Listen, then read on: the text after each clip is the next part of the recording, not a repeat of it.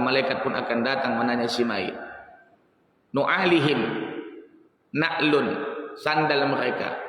Berdasarkan redaksi hadis ini menunjukkan berarti para sahabat waktu ziarah kubur tersebut memakai sandal. Maka hukum asalnya berdasarkan riwayat ini hukumnya mubah. Tapi untuk menunjukkan adab menurut sebagian ulama buka. Kalau seandainya kuburan itu memungkinkan untuk dibuka sandal. Andai kata tidak memungkinkan, jangan. Adakah riwayat pelarangan tersebut? Ada, dan itu dalam hadis Sa'ad Abu Dawud dan termaktub juga dalam kitab Al-Azkar Imam Nawawi. Ketika Nabi Muhammad SAW melihat orang memakai sandal di arena kuburan, maka Nabi menyebutkan, ya sahibas sibtiyataini, wahai orang yang memakai sandal, kata Nabi, ilqi sibtiyatika, buka sandal kau. Wahai yang memakai sandal, buka sandalmu, kata Nabi. Lalu laki-laki ini pun melihat siapa yang bercakap ini. Maka tak kala dia tahu yang bercakap itu adalah Rasulullah, maka dia lepas sandalnya, dibuangkannya sandalnya itu. Nah, maka ini menunjukkan adab kalau arena perkumpulan itu memungkinkan. Tapi kalau seandainya tak memungkinkan, jangan. Apalah penyebab tidak memungkinkan? Pertama, mungkin tanahnya panas seperti di Hijaz, Hadramaut. Kalau tak bersandal bisa melupuh kaki awak. Nah, maka dalam hal ini pakailah sandal. Atau yang kedua, berair, banjir, maka pakailah sandal.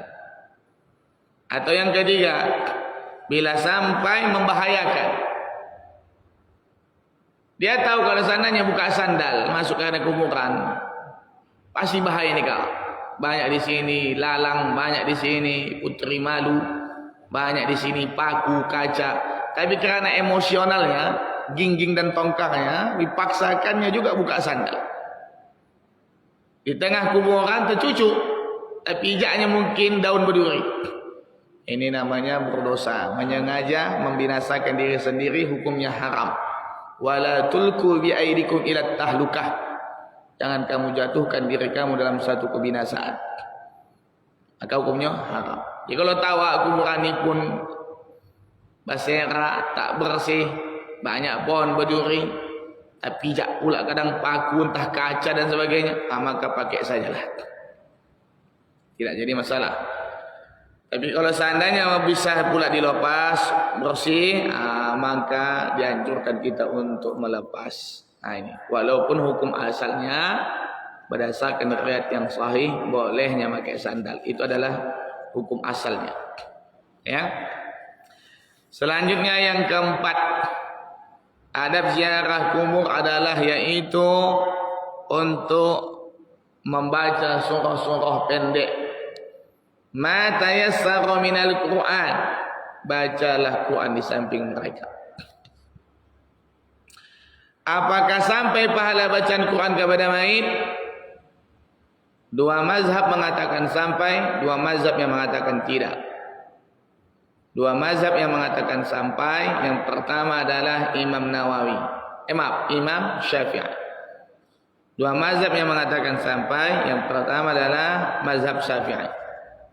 Imam Syafi'i mengatakan sampai. Dari siapa kita tahu bahwa Imam Syafi'i mengatakan sampai? Dari Imam Nawawi. Apa kapasitas Imam Nawawi sehingga memberikan komentar bahwa mazhab Syafi'i sampai? Karena Imam Nawawi ulama dari kalangan mazhab Syafi'i yang merevisi balik pendapat-pendapat Imam Syafi'i, mana pendapat yang kuat. Lalu dia cantumkanlah dalam kitab-kitab beliau mana pendapat Syafi'i yang paling kuat. Dimaktubkanlah dalam kitab Al-Azkar Imam Nawawi. Beliau menyebutkan bahwa Imam Syafi'i menyatakan sampai pahala bacaan Quran kepada mayit. Adapun pendapat mengatakan Syafi'i sendiri mengatakan tidak sampai, dikomentari oleh ulama itu pendapat yang lemah. Sedangkan pendapat yang mu'tamad sampai pahala bacaan Quran kepada mayit. Lalu mazhab apa lagi mengatakan sampai? Yaitu adalah Hambali.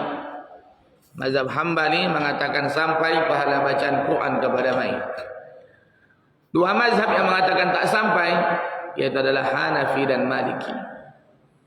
Tapi kalau seandainya kita ingin berterus terang dalam kajian ilmiah, sekalipun Hanafi dan Maliki mengatakan tidak sampai pahala bacaan Quran kepada mayit, tapi ulama-ulama bermazhab Hanafi dan bermazhab Maliki memberikan pernyataan sampai pahala bacaan Quran kepada mayit.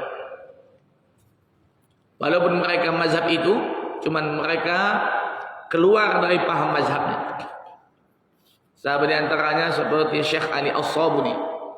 Beliau bermazhab Hanafi, tapi beliau mengambil istinbat hukum bahwa menyatakan sampai pahala bacaan Quran kepada mayit. Maka ketika beliau meninggal dunia, saya lihat di dalam hal postingan video murid-muridnya baca Quran di samping dia. Padahal dia bermazhab Hanafi. Ini adalah baca Quran. Selanjutnya, bagaimanalah bisa bacaan Quran tersebut itu sampai pahalanya kepada mayit, atau mayit mendapatkan faedah dari bacaan Quran kita? Maka dalam hal ini Syekh Muhammad Amin Al-Qurdi di dalam kitabnya Tanwirul Qulub ada 3 kata beliau. Mayit itu mendapatkan faedah dari bacaan Quran orang yang hidup. 1, apabila waktu ingin dibaca diniatkan pahalanya untuk si mayit. Inilah kalau seandainya kita wirid Yasin di rumah, wirid Yasin di pengajian, atau sedang ingin baca Quran, kita niatkan, ya Allah sampaikan seumpama pahala bacaan Quran ini kepada mayit. Atau di akhir dari membaca Quran, di akhir didoakannya, Allahumma awsil sawaba ma qara'nahu fi mahalli minal Qur'anil azim min surati Yasin hadiyatan minna ila ruhi abina. Didoakan selesai dari baca doa, ya Allah sampaikanlah seumpama pahala bacaan Quran ini kepada almarhum ayah dan omakku. Itu yang pertama. Kedua, apabila dibacakan di sisi kubur mayit. Ini yang kedua. Itulah namanya ziarah. Kita baca di sisi kuburan mayit. Wa idza qura'al Qur'an fastami'u wa ansitu la'allakum turhamun. Apabila dibacakan Quran, diam kamu, dengarkan. Dengarkan, diam. La'allakum turhamun, semoga kalian dirahmati. Pertanyaan, orang mati di kuburan itu mendengar tidak? Mendengar. Apa alasannya mendengar? Karena Nabi menyuruh kita mengucap salam. Tak mungkin kita ucap salam di kuburan Allah tak mendengar cakap apa. Berarti mereka mendengar yang kita cakapkan. Maka ketika mereka mendengar yang kita cakapkan, maka mereka akan menyimak apa yang kita baca. Dan mereka akan mendapat rahmat dari bacaan yang kita baca. 3. Tak ada kita niatkan di awal, tak ada kita doakan di akhir bacaan Quran. Udah itu kita tidak ziarah jauh, nak balik kampung tak ada duit, kita ni pendatang, lalu kita pun baca Quran lah misalnya. Waktu membacanya tadi, Yasin wal Qur'anil Hakim innaka laminal mursalin ala siratim mustaqim tanzilul aziz. Sampailah selesai kita membaca ini tadi, alam ahadilaikum ya bani adam an la ta'budu syaitan innahu lakum aduwwun mubin wa an ibuduni hadha siratum mustaqim wa laqad dhalla minkum. Tabayang wajah orang, tabayang wajah mereka waktu kita baca Quran tadi. Itu pun sampai pahalanya kepada mereka. Nah, ini adalah membaca Quran. Lalu hal membaca Quran ini tidak ada patokan, tak mesti Yasin.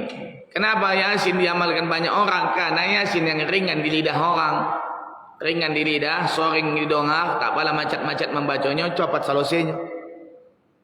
Maka Yasin lah banyak di bawah.